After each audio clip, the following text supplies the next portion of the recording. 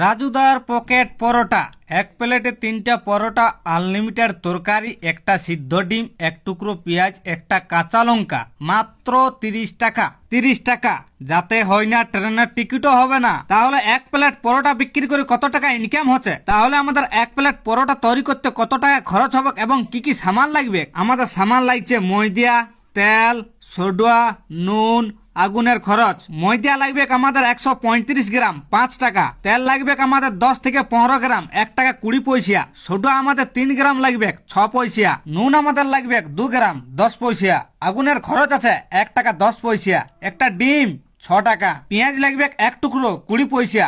একটা কাঁচা লঙ্কা 2 পয়সা। তাহলে আমাদের এখান থেকে মোট টোটাল খরচ হয়ে যাচ্ছে 13 টাকা 68 পয়সা। আবার আমাদের তরকারির খরচ আছে। আমাদের আলু লাগবে 1 টাকা 20 পয়সা, সোয়াবিন লাগবে 80 পয়সা, হলুদ লাগবে 30 পয়সা, নুন লাগবে 8 পয়সা, গাজর লাগবে 70 পয়সা, লঙ্কা লাগবে 60 পয়সা। তেলের খরচ আছে 1 টাকা 20 পয়সা। আদা লাগবে 70 পয়সা, রসুন লাগবে 80 পয়সা, পেঁয়াজ লাগবে 40 পয়সা, কপি লাগবে 60 পয়সা, আর ধনে পাতা আছে 30 পয়সা।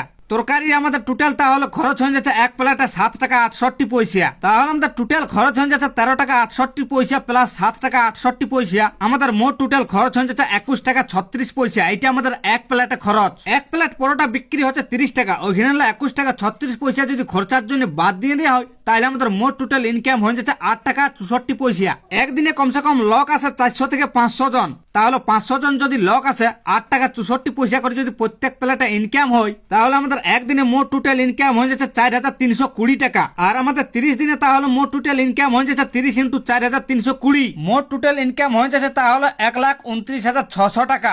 এক মাসে মোট টোটাল ইনকাম হয়ে যাচ্ছে 1,29,600 টাকা। আমিও পরোটা বিজনেস করছি, সবাই চলে আসো, কে কে খাবে?